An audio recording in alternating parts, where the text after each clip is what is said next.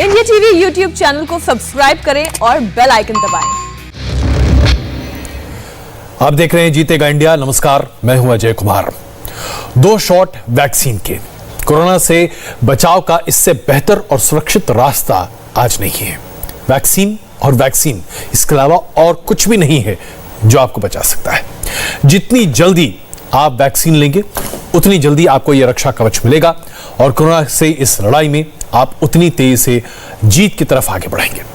देश में अभी जो वैक्सीन की कमी है उसकी वजह से वैक्सीन की बहुत डिमांड बढ़ गई है और प्रोडक्शन अभी जरा कम है। लेकिन ऐसा नहीं है कि देश में वैक्सीन की डोज की कमी है और इसलिए हम आपको सबसे पहले दिखाना चाहते हैं कि देश के किस राज्य के पास अभी कितनी वैक्सीन की डोज मौजूद है। और आप देखिए और खुद ही आकलन कीजिए। पूरे देश में अभी 1,82,00,000 वैक्सीन की डोज उपलब्ध है, जिसमें से उत्तर प्रदेश में 25,19,000 वैक्सीन की डोज उपलब्ध है जो उत्तर प्रदेश के नागरिक लगवा सकते हैं। दिल्ली में 2,46,000 वैक्सीन की डोज उपलब्ध है और दिल्ली वासी इसे लगवा सकते हैं।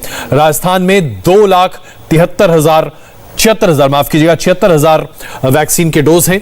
गुजरात में 12,88,000, महाराष्ट्र में 4,43,000, मध्य प्रदेश में 9,81,000, छत्तीसगढ़ में 5,91,000, पश्चिम बंगाल में 11,18,000, बिहार में 7,49,000, झारखंड में 5,91,000 वैक्सीन की डोज उपलब्ध है। इन तमाम राज्यों में यह वैक्सीन की डोज उपलब्ध है। वैक्सीनेशन सेंटर पर पहुंचिए, वैक्सीन लगवाइए। वैक्सीन की कमी उतनी नहीं है जितनी की ढिंढोरा पीटा जा रहा है। यह आंकड़े अभी तक के रिपोर्ट के आधार पर हैं और जैसे जैसे वैक्सीन का प्रोडक्शन बढ़ेगा, जिसकी उम्मीद बड़े पैमाने पर है कि जून के आखिरी हफ्ते तक देश में कम से कम 12.5 करोड़ वैक्सीन उपलब्ध होगी, तो जाहिर सी बात है आपके लिए बहुत आसान हो जाएगा कि आप आगे जाइए और वैक्सीन लगवाइए। अब आपके सामने हम प्रस्तुत करते हैं कि दरअसल वैक्सीन के डोज कहां, किस राज्य में कितने लग चुके हैं और यह आपको बहुत जरूरी है जानना। देश में अभी तक 19,85,00,000 से अधिक वैक्सीन के डोज लोगों को लगाए जा चुके हैं। सबसे ज्यादा वैक्सीनेशन महाराष्ट्र में हुआ है। 2,08,00,000 लोगों को वैक्सीन की डोज यहां लग चुकी है। उत्तर प्रदेश में 1,68,00,000 वैक्सीन लगी है। राजस्थान में 1,65,00,000 वैक्सीन लगी है। गुजरात में 1,57,00,000, तो मध्य प्रदेश में 1,03,00,000 लोगों को वैक्सीन अब तक लग चुकी है। तो यानी कि वैक्सीन बड़े पैमाने पर लग रही है। अब जो अच्छी खबर कोरोना के संबंध में है, जो आपको जानना इसलिए आवश्यक है क्योंकि हम ये एक लड़ाई है जो कोरोना के खिलाफ लड़ रहे हैं और इसमें हम जंग जीत रहे हैं। पॉजिटिविटी रेट यानी कि नए केसेस के आने की जो संख्या है, उसकी जो रेट है वो क्या है? ये रेट लगातार नीचे गिर रही है, बहुत तेजी से नीचे गिर रही है। देश में हर रोज लाखों लोग कोरोना को मात देकर बिल्कुल ठीक होकर अपने घर पहुंच रहे हैं और यह बड़ा अच्छा संकेत है। आइए अब आपको रिकवरी रेट के बारे में भी बता दें। हमारे देश में अभी फिलहाल जो रिकवरी रेट है वो 88.7% के आसपास है। 88.7%, यानी कि अगर 100 लोग बीमार पड़ते हैं तो समझिए कि लगभग 90 लोग ठीक हो रहे हैं। बहुत अच्छी बात है। रिकवरी रेट में दिल्ली सबसे आगे है। दिल्ली का रिकवरी रेट फिलहाल 96.4% है। हरियाणा में 93.1% रिकवरी रेट है। उत्तर प्रदेश में 93.4 है। उसके बाद बिहार में उत्तर प्रदेश 93.4 है। उत्तर प्रदेश में 93.7 है। झारखंड में 92.4 है। पश्चिम बंगाल में 88.5 है। उड़ीसा में 85.1 है। मध्य प्रदेश में 91.4 है। छत्तीसगढ़ में 91.7 है। आंध्र प्रदेश में 86.1 है। तमिलनाडु में 82% के आसपास, केरल में 87%, गोवा में 86%, महाराष्ट्र में 92%, गुजरात में तकरीबन 90%, राजस्थान में 86%, पंजाब में 86%, हिमाचल प्रदेश में 83%, जम्मू कश्मीर में 81% और लद्दाख में रिकवरी रेट 90% है। इससे अच्छी रिकवरी रेट हिंदुस्तान में और क्या हो सकती है? रिकवरी रेट बढ़ रही है तो जाहिर सी बात है बड़ी संख्या में लोग ठीक होकर घर भी वापस आ रहे हैं। इसके साथ साथ जिस ऑक्सीजन के लिए त्राहिमाम मचा हुआ था वो भी अब देश में बड़े पैमाने पर उपलब्ध है। कोरोना के संक्रमण को रोकने के लिए वैक्सीन जरूरी है, लेकिन अस्पतालों में ऑक्सीजन उतनी ही आवश्यक है। ऑक्सीजन को कितने बड़े पैमाने तक अस्पतालों तक पहुंचाया जा रहा है, यह भी अब आपके सामने प्रस्तुत करते हैं। यह आंकड़ा अब आपको बताएगा कि कैसे हमारे देश में ऑक्सीजन की कमी अब लगभग खत्म होती जा रही। भारतीय रेल ने 14 राज्यों में बीते एक महीने में अब तक 16,000 मीट्रिक टन लिक्विड ऑक्सीजन पहुंचाया है। अब जरा सोचिए कितना बड़ा आंकड़ा है ये। ऑक्सीजन एक्सप्रेस ने अपनी यात्रा पूरी करके 977 से अधिक टैंकर ऑक्सीजन की सप्लाई की है। 24 मई को एक दिन में सर्वाधिक 1142 मीट्रिक टन लिक्विड ऑक्सीजन तमाम राज्यों तक पहुंचाए गए। यानी कि अब देश भर में ऑक्सीजन की कमी भी नहीं है। भारत पूरी तरीके से अगर तीसरा वेव कोरोना का आता है तो उसके लिए भी तैयार है। हमारे देश के डॉक्टर और पैरामेडिकल स्टाफ मरीजों की जान बचाने में लगे हुए हैं। उन्हें खुद संक्रमण न हो इसके लिए वो लगातार पीपीई किट पहनते हैं। और अगर आप एक बार पीपीई किट पहनेंगे तो आप समझ जाएंगे कि पीपीई किट पहनने के बाद गर्मी के इस मौसम में कितनी हालत खराब होती है। पसीने आते हैं, आपको तमाम तरह की दिक्कतें होने लगती हैं, आप बाथरूम तक नहीं जा सकते। ऐसे में पुणे में इंजीनियरिंग का एक स्टूडेंट जिसने अपनी मां को इस पीपीई किट में देखा और उनकी परेशानियों को समझा, उसने एक कूलिंग सिस्टम बनाया है।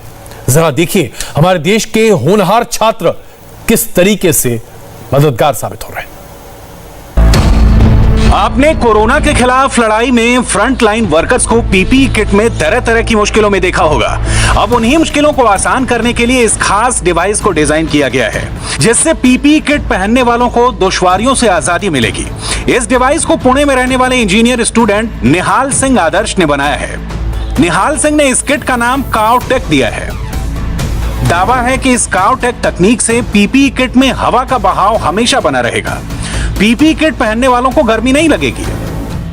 ये डिवाइस एक सिंपल बेल्ट की तरह अपने कमर पे पहन लेते हैं। इसके बाद पीपी सूट में 30 सेकंड्स में आप इसके एक ऑल्ट्रेशन लगता है, जिसके लिए हम सब स्टेंसिल प्रोवाइड करते हैं। आप उसके बाद पीपी सूट इसके ऊपर पहन लेंगे और बहुत सिंपल तरीके से इसका फिल्टर और कैप इसके ऊपर पुश कर देंगे। तो एक कुल मिलाकर 2-3 मिनट में पूरा असेंबली आप पहन सकते हैं। निहाल मुंबई के केजे सौम्या इंजीनियरिंग कॉलेज में पढ़ाई करते हैं। वो इस मई 2020 से ही इस प्रोजेक्ट पर काम कर रहे थे। निहाल के आइडिया को कॉलेज ने सेलेक्ट किया और परमिशन दी कि कॉलेज में लॉकडाउन के दौरान प्रोजेक्ट पर काम करें। 21 दिन मुझे वहाँ पे लैब का एक्सेस दे दिया गया था। वहाँ पे मैंने इसका फर्स्ट वर्किंग प्रोटोटाइप डेवलप किया, तो वहाँ से इसकी शुरुआत हुई। देन सब्सिक्वेंटली फिर मैं जब वापस पुणे आया तब मुझे डसॉल्ट सिस्टम्स नाम की एक कंपनी ने सपोर्ट किया। एंड फिर मुझे मेरे कॉलेज रिडल के थ्रू मुझे एक इंक्यूबेशन ग्रांट मिला। निधि प्रयास department of science and technology का एक स्कीम है, उसके थ्रू मुझे 10 लाख रुपए का ग्रांट मिला, जो मैंने प्रोटोटाइपिंग में यूज किया। इससे निहाल को ऐसा करने का आइडिया अपनी मां की मुश्किलों को देखकर आया था, जो खुद पेशे से डॉक्टर हैं और पुणे के आदर्श क्लिनिक में कोरोना मरीजों का इलाज करती हैं। पिछले कुछ टाइम से मैं पहन रही हूँ वीपी किट के अंदर, ये डिवाइस पहन रही हूँ, बहुत रिलीफ मिल रहा है। मतलब आई कांट, मेरे पास शब्द नहीं है अपने बेटे की तारीफ करने के लिए। इस डिवाइस की सबसे खास बात यह है कि इसे पीपीई किट की तरह एक बार इस्तेमाल करने के बाद फेंका नहीं जाएगा। डिवाइस का इस्तेमाल बिल्कुल सुरक्षित है। इसका प्रयोग बिना किसी खतरे के जितनी बार पीपीई किट बदला जाएगा उतनी बार किया जा सकेगा। बाहर की हवा एम्बिएंट एयर को लेता है, इसको एक फिल्टर के थ्रू फिल्टर करके सूट के अंदर पंप करता है। इससे जो सूट के अंदर की गर्म हवा होती है वो ऑटोमेटिकली गर्दन के इधर की स्पेसेस से एग्जिट हो जाती है। इससे कांस्टेंट एयर फ्लो मेंटेन होता है। इस डिवाइस की कीमत लगभग 4,500 रुपए है और इसे बड़ी आसानी से पीपीई किट में फिट किया जा सकता है। कमाल की बात यह है कि यह डिवाइस सिर्फ 100 सेकंड में इस्तेमाल करने वालों को ताजी हवा से तरोताजा कर देगा और डॉक्टर बिना किसी परेशानी के मरीजों का इलाज कर सकेंगे। हमारे कोरोना वॉरियर्स के लिए ये जो इजाद है ये बहुत बेशकीमती है, क्योंकि आप बहुत आसानी और अच्छे तरीके से हमारे कोरोना वॉरियर्स लोगों की मदद कर सकेंगे। कोरोना की जंग में हर कोई अपना योगदान दे रहा है। फ्रंटलाइन वर्कर है, चाहे वो कोरोना वॉरियर है, हर कोई आगे बढ़ रहा है और हर कोई लगातार मदद भी कर रहा है। ऐसे में कश्मीर के गंदरबल में शिक्षक के पद पर तैनात बबली रानी जी की यह कहानी आपको दिखाना बड़ा आवश्यक है। ये लोगों के घर जाती हैं, लोगों के सैंपल लेती हैं, टेस्टिंग का काम कराती हैं और वक्त रहते कोरोना की जांच कर जम्मू कश्मीर में हजारों लोगों की जिंदगी बचा रही हैं। ये जम्मू कश्मीर के राजौरी की रहने वाली बबली रानी हैं। पीपीई किट पहनकर बबली रानी घर घर जाकर लोगों का कोरोना टेस्ट कर रही हैं। गौर करने वाली बात यह है कि बबली हेल्थ डिपार्टमेंट से नहीं बल्कि जम्मू कश्मीर की शिक्षा विभाग से जुड़ी हैं। बबली कई बरसों से गांधरबल जिले में शिक्षक के तौर पर तैनात हैं। बबली हेडमास्टर हैं, लेकिन कोरोना काल में स्वेच्छा से जम्मू कश्मीर में लोगों की कोरोना जांच कर रही हैं। आज लगता ही नहीं कि मैं एजुकेशन डिपार्टमेंट से हूँ। आज मुझे लगता है मैं हेल्थ ही डिपार्टमेंट के लिए हूँ, तो बनी भी शायद मैं हेल्थ डिपार्टमेंट के लिए हूँ, लेकिन एजुकेशन डिपार्टमेंट का तो मेरा बाय प्रोफेशन में, जैसे कि मैंने बोला कि वो है, तो मतलब मैं उसमें हूँ।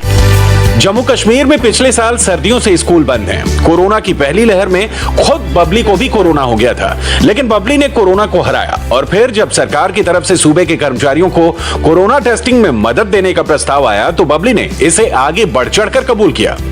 इसमें मुझे एक चीज़ बहुत अच्छी लगी, जो कि लोगों की खिदमत करना, और मुझे जो इसमें बड़ी चीज़ मिली वो थी दुआ। हर किसी की मुझे दुआ ही मिली इसमें, तो इसी से ही मेरा इंटरेस्ट जो है वो दिन ब दिन बढ़ गया। 42 साल की बबली आज पूरे गांधरबल जिले में खास तौर पर वाकुरा बेल्ट में अपने काम में डटी हुई हैं। हर सुबह वो घर से पीपीई किट लगाकर अपने बाकी साथियों के साथ लोगों की कोरोना जांच करने निकल जाती हैं। घर घर जाकर लोगों की कोरोना टेस्ट भी करती हैं और लगे हाथ कोरोना महामारी के प्रति जागरूक भी करती हैं। बबली रानी जैसी मसीहा हो तो दुआ क्यों नहीं मिलेगी। अब मैं आपको पंजाब ले चलता हूं। वहां भटिंडा के एक टीचर साहब को मिलवाने जा रहा हूं। मार्च 2020 से जब से देश भर में लॉकडाउन लगा है, इन्होंने अब तक 3200 बच्चों को मुफ्त ऑनलाइन शिक्षा दी है। मैथमेटिक्स पढ़ाते हैं। सबसे बड़ी बात तो यह है कि बच्चों के साथ मिलकर काम करते हैं। पीजी टीचर हैं संजीव कुमार जी, जो बिना पैसे लिए बच्चों की मदद कर रहे हैं ताकि इस कोरोना काल में बच्चों की पढ़ाई पर कोई असर ना पड़े। ये भटिंडा के संजीव कुमार है। संजीव कुमार ऐसे ही ऑनलाइन देश भर के बच्चों को फ्री में मैथमेटिक्स पढ़ा रहे हैं। संजीव खुद केंद्रीय विद्यालय में गणित के शिक्षक हैं। संजीव अपनी पॉकेट मनी से जूम का बिजनेस प्लान वेब पोर्टल खरीद कर बच्चों को ज्ञान देने का काम कर रहे हैं। संजीव 8वीं से 12वीं तक के बच्चों को मुफ्त में पढ़ा रहे हैं। मैंने ये क्लासेस लास्ट अप्रैल 1/4/2020 से लगानी शुरू की थी जी, और जब ये गवर्नमेंट ने लॉकडाउन अनाउंस किया था तो तभी मेरे मन में था कि जो बच्चे मेरे स्कूल्स में पढ़ रहे हैं या मेरे जैसे स्कूल्स में पढ़ रहे हैं तो उनके लिए कुछ ना कुछ किया जाए। तो तब से ये क्लास कंटिन्यू चल रही है और अब तक हमारे पास लगभग 3200 बच्चा इन क्लासेस का डायरेक्टली इनडायरेक्टली बेनिफिट ले रहा है। वे सुबह 7 बजे से शाम 6 बजे तक class wise online live study कराते हैं और पढ़ाने के बाद बच्चों का टेस्ट भी लेते हैं। हमारे पास डेली 5-5, 7-7 लेटर आते हैं बच्चों को, और हमने इन क्लासेस में सिर्फ यही नहीं कि हम अकेला टीच करवा रहे हैं, हम इन क्लासेस में बच्चों के टेस्ट ले रहे हैं और उन टेस्ट में जो बच्चे टॉप करते हैं उनको बुक्स एज ए गिफ्ट भी सेंड कर रहे हैं बाई पोस्ट। संजीव कुमार 1 अप्रैल से बच्चों को डिजिटल एजुकेशन दे रहे हैं। संजीव कुमार से ऑनलाइन पढ़ने वालों में सिर्फ भटिंडा या पंजाब ही नहीं, उत्तराखंड से लेकर मुंबई, पुणे, हैदराबाद से लेकर गुवाहाटी, यहाँ तक कि विदेशों में रहने वाले बच्चे भी शामिल हैं। पूरे इंडिया से ज्वाइन कर रहे हैं जी इन क्लासेस को। हर एक सिटी से 1-1, 2-2 बच्चे हैं, और अब तो कुछ बच्चे शारजा से और कीनिया से भी हमारी क्लासेस को ज्वाइन कर रहे हैं, जो सीबीएसई स्कूलों में वहां पे पढ़ रहे हैं। संजीव कुमार की ऑनलाइन क्लास के लिए व्हाट्सएप ग्रुप में रिक्वेस्ट आने पर बच्चों को शामिल किया जाता है। रिक्वेस्ट आने पर सबसे पहले बच्चे की क्लास और स्कूल पूछा जाता है, फिर उसे संबंधित ग्रुप में शामिल कर लिया जाता है। सुनील कुमार अपने आईपैड पर हर एक बच्चे की मॉनिटरिंग करते हैं। हर ऑडियो वीडियो से बच्चे की फ्लैशिंग होते रहने से बच्चे पर नजर बनी रहती है। अब ये खबर बिहार के पटना के हमारे दर्शकों के लिए बड़ा महत्वपूर्ण है। पटना में लोगों को वैक्सीन लगाने के लिए एक मुहिम चलाई गई है। पटना के सभी प्रखंड में वैक्सीन एक्सप्रेस चलाई जा रही है। पटना के अलग अलग इलाकों में ये वैक्सीन गुजर रही है, वैक्सीन वैन गुजर रही है। वैक्सीन वैन के जरिए 45 साल से अधिक के लोगों को वैक्सीन लगाया जा रहा है।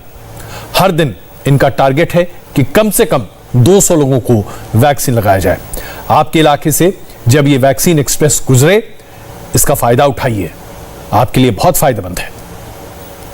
पटना में आज से टीका एक्सप्रेस की शुरुआत की गई है। 45 साल से अधिक उम्र के लोगों के लिए इस तरह का टीका एक्सप्रेस तैयार किया गया है। पटना में 23 प्रखंड हैं और सभी प्रखंडों में इस तरह का टीका एक्सप्रेस जा रहा है। ग्रामीण इलाकों में लोगों को काफ़ी दिक्कत हो रही थी और इसको देखते हुए इस तरह के टीका एक्सप्रेस को तैयार किया गया। और इसमें आप देखिए डॉक्टर हैं, एएनएम हैं, आशा कार्यकर्ता हैं और ये सारे लोग अलग अलग इलाकों में जाएंगे और उनको वैक्सीन देंगे। क्योंकि ग्रामीण इलाकों में लोगों को काफ़ी मुश्किलें आ रही थी। यहाँ देखिए आशा कार्यकर्ता हैं, ये घर घर जाकर लोगों को बता रही हैं। आशा कार्यकर्ता है, ये 45 साल से अधिक वाले को टीका लग रहा है, वैक्सीनेशन हो रहा है, आप आकर टीका करके करवाइए। आशा कार्यकर्ता हैं ये, इनकी जिम्मेदारी है कि जहाँ भी ये टीका एक्सप्रेस जाएगा वहाँ पर ये लोगों को जाकर बताएंगी। और आप देखिए इसमें डॉक्टर भी हैं, एएनएम हैं और ये इनका जो बॉक्स है जिसमें वैक्सीन है, इसको लेकर ये लोग अलग अलग इलाकों में जा रहे हैं। नमस्ते, मैं हूं मीनाक्षी जोशी। वीडियो और खबरों से अपडेट रहने के लिए India TV YouTube channel subscribe करें, बेल आइकन दबाना ना भूलें। जुड़े रहें इंडिया टीवी के साथ।